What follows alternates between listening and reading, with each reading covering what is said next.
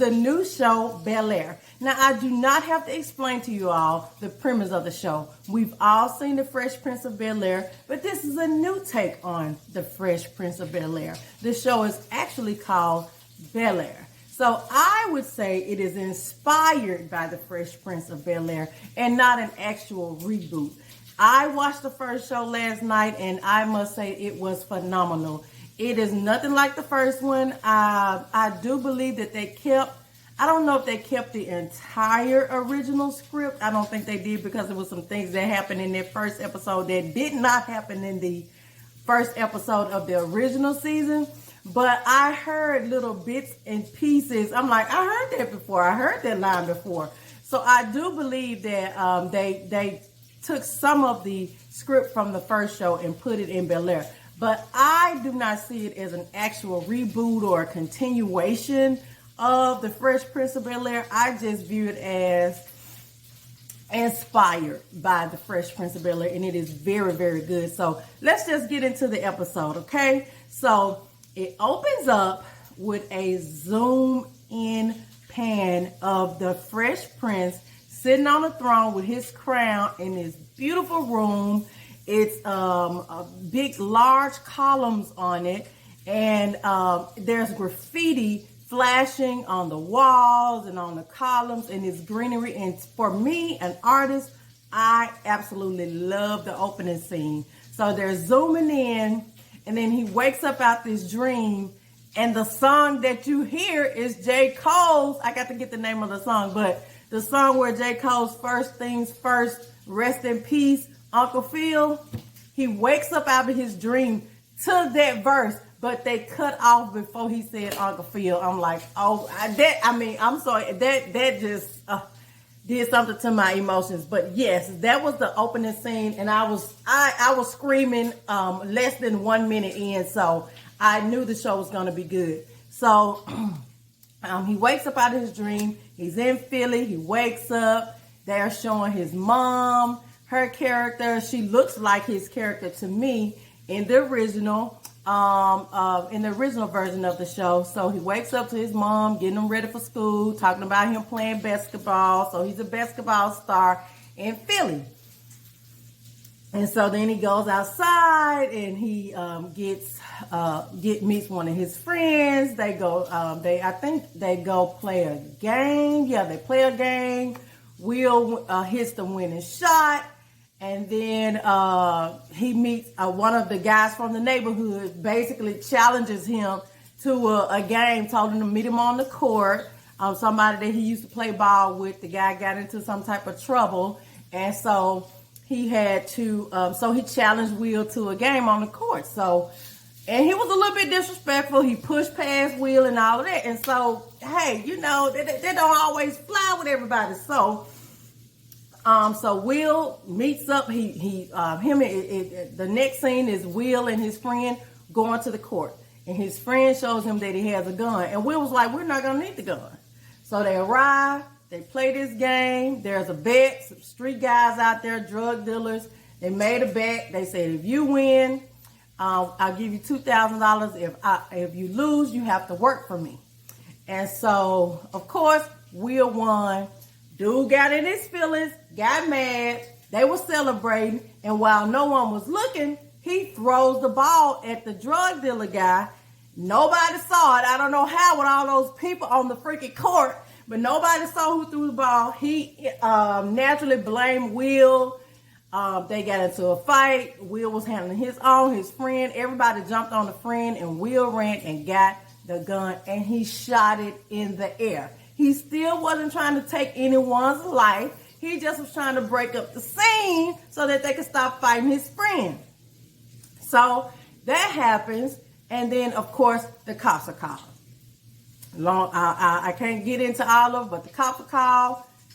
Uncle Phil pulled some strings. The next day, Will was on a flight to California, to Bel-Air. And so some of the things that they kept from the show, he wasn't in a taxi. It was probably an Uber driver. But the Uber driver name was Jazz. So that's how they're bringing Jazzy Jeff in. He's not from Philly. But the guy name was Jazz. He was an Uber. He was in a very nice car. He was playing some West Coast artists, and all of that. And the guy had dice in the mirror hanging. So it was just so clever how they put things from the original version of the show in this version, but not actually copying everything. So, and then my cousin, who's from Pittsburgh, he noticed a lot of odds to Pittsburgh or Pennsylvania or that state, like 412. That's the area code, Pittsburgh area code. And then they played a lot of Pittsburgh music artists like Mac Miller. So my cousin, I had to call him and like, look at the show, look at this, because he's a music buff and a TV movie person. So I was like, go look at it. So he told me about some of the nods that they actually gave to Pittsburgh, even though the show Will is from Philly. So so back to Jazz. Jazz was the Uber driver, and he brought Will up to the house. Will went in. He's met by Jeffrey. Jeffrey is not the butler anymore. He's the house manager. I'm like, okay, the house is humongous, still a beautiful home. Jeffrey is fine chocolate man. He's nice looking. I mean, the whole family is just, I just love all the characters.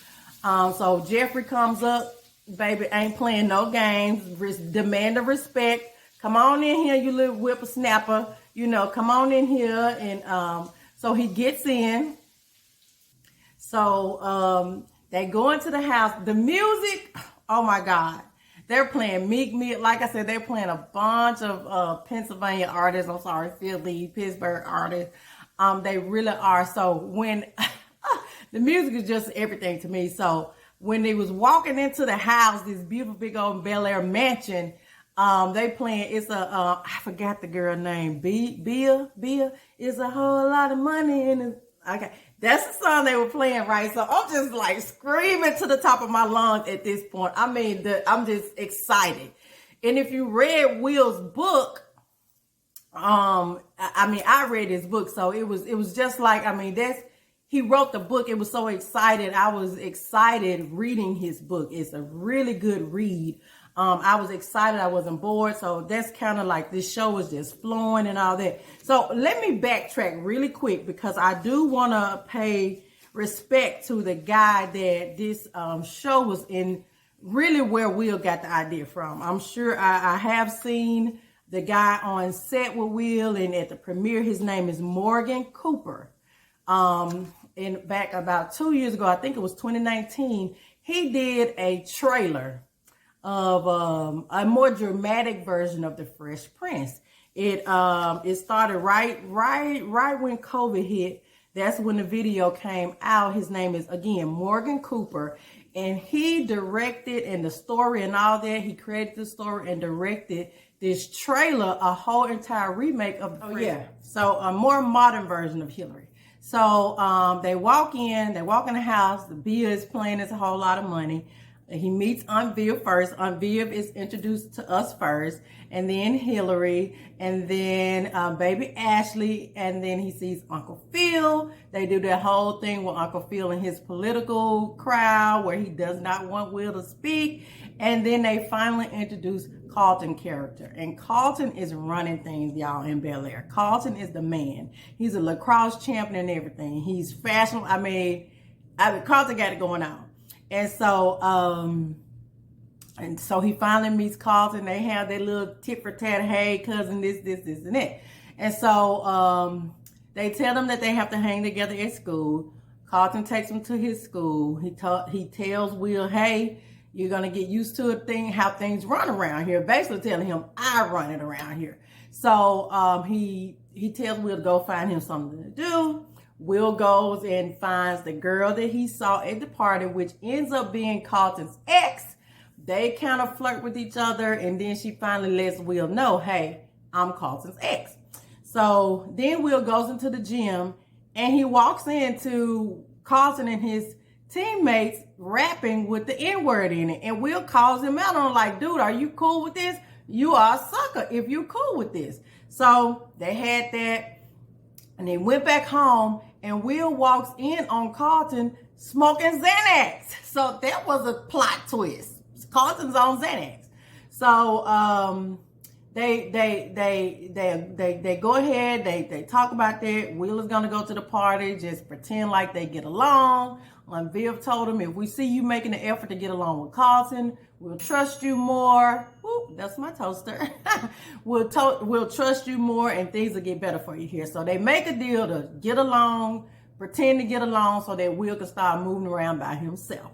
And so they get to this party. Here's Carlton's ex again. Will goes off with her. Carlton goes back to smoke and snorting Xanax. And then he zooms in on Will and the girl kissing. And he absolutely loses it. And this is wrapping up the end of the first episode. So he loses. He goes over there and he pushes Will in the pool, who has already told the girl her name is Lisa. Everybody. That's Lisa from the first version of the show. And he told Lisa that he couldn't swim, so he pushes him in the pool. Will goes down, and then they do this whole symbolism, artistic thing where Will is going to the bottom and his crown is, So my cousin was trying to tell me what that meant. I forgot what he said. And so Will gets up. He gets out the pool. The girl saves him. Lisa saves him. He walks up to Carlton. He was like, he's just trying to get attention. And Will's like, no, I'm trying to survive. He punches the white guy. And then then Carlton gets in his face and he draws back and he punches towards Carlton, and then the show ends. So all in all, I am super duper excited about this show. The directing, the actors, the cast, the editing, the cinematography, the colors, the culture, the music. It's everything. I am so excited to continue to watch this series, and I hope it gets better and better. The first show, top one, a 10 out of 10. 10 out of 10. I can't wait to watch it again. So come back every week where I will be reviewing the new show, Bel-Air, by Will Smith and Westbrook Films, inspired by, again, Morgan Cooper.